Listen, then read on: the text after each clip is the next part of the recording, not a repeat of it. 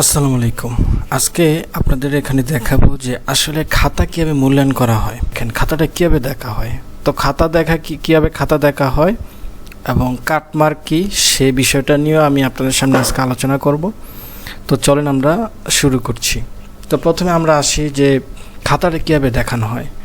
ধরেন প্রথমে একজন টিচার উনি খাতাটা দেখবে। উনি খাতাটা দেখার পরে ধরেন ওনাকে আপনার 1000 বা 2000 খাতা দেওয়া হলো। ওনাকে 2000 মানে সাপোজ আর কি 2000 খাতা দেওয়া হলো। এখন এই 2000 খাতা দেখাতে ওনাকে 15 দিন সময় দেওয়া হবে। 15 দিন সময় দেওয়া হবে। এই 15 দিন ওনার সময় দেখা গেছে উনি কাজটা করতে করতে ওনার 1 মাস সময় লেগে যায়। 1 মাসের মধ্যে উনি খাতাটা সম্পূর্ণ দেখেন। তো দেখার পরে উনি আবার খাতাটা কি করেন যে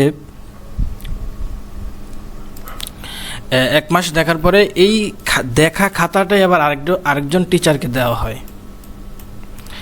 উনি এই খাতাটা আবার পুনর্মূল্যায়ন করেন, মানে যে প্রথম স্যার যে দেখছেন প্রথম টিচার, ওই দেখানো খাতাটা আবার দ্বিতীয় যে টিচার থাকেন ওনাকে দেওয়া হয় আরেকজনকে খাতাটা আবার দেখার জন্য দ্বিতীয়বার। তো এইভাবে ওনার আবার 1 মাস সময় লেগে যায়। তো টোটাল 2 মাস সময় লেগে যায়, সম্পূর্ণ খাতা দেখতেই সময় লেগে যায়। এরপরে আনুষঙ্গিক আরও সময় নেওয়া প্রায় 2 থেকে 2.5 মাস 3 মাস চলে যায়। তো আপনাদের রেজাল্ট আশা করি এই 18তম নিবন্ধনের রেজাল্টটা 2 মাস, কমপক্ষে 2 মাস সময় লাগবে।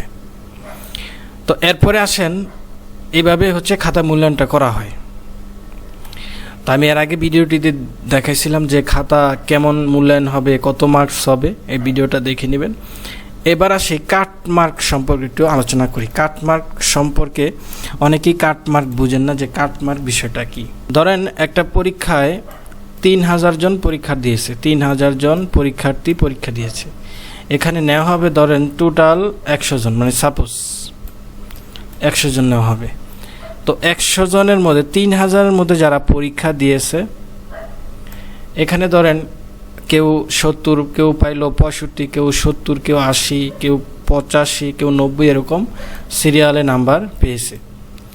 এখন এই 3000-এর মধ্যে সর্বোচ্চ মার্ক ধরেন 85, সাপোজ সর্বোচ্চ 85 মার্ক পেয়েছে 100 জন, আর কেউ এই 85 মার্ক পায় নাই। এই 100 জন এই 85 মার্কই হবে, এই 100 জনই হবে এই 85 জন যারা পাইছে তাদের টোটাল 100 জনই এখানে সিলেক্ট করা হবে। এটাকে বলে হচ্ছে কাটমার্ক। এখন বলেন যে যারা 84 পাইছে, যারা 40 পাইছে, যারা 70 পাইছে, তারা কি সবাই বাদ। এখন এই হিসাবে যদি আবারও যদি বলি, সবচাইতে হাইস্ট মার্ক সবাই ধরেন পাইছে হচ্ছে 60 মার্ক পেয়েছে। এই 60 মার্ক 100 জনের মধ্যে ধরেন এখানে হাইস্ট মার্ক পেয়েছে হচ্ছে 100 জনের মধ্যে ধরেন 60 জন পেয়েছে হাইস্ট মার্ক। 60 জন পেয়েছে 60 করে, হাইস্ট মার্কে হচ্ছে 60, কিন্তু 60 জন পাইছে 60। তো বাকি তো আরও দরকার 40 জন। এই 40 জন আবার ওনারা হিসাব করবে যে 59 কতজন পাইছে। যদি 30 জন হয় এখান থেকে আবার 30 জন নেবে।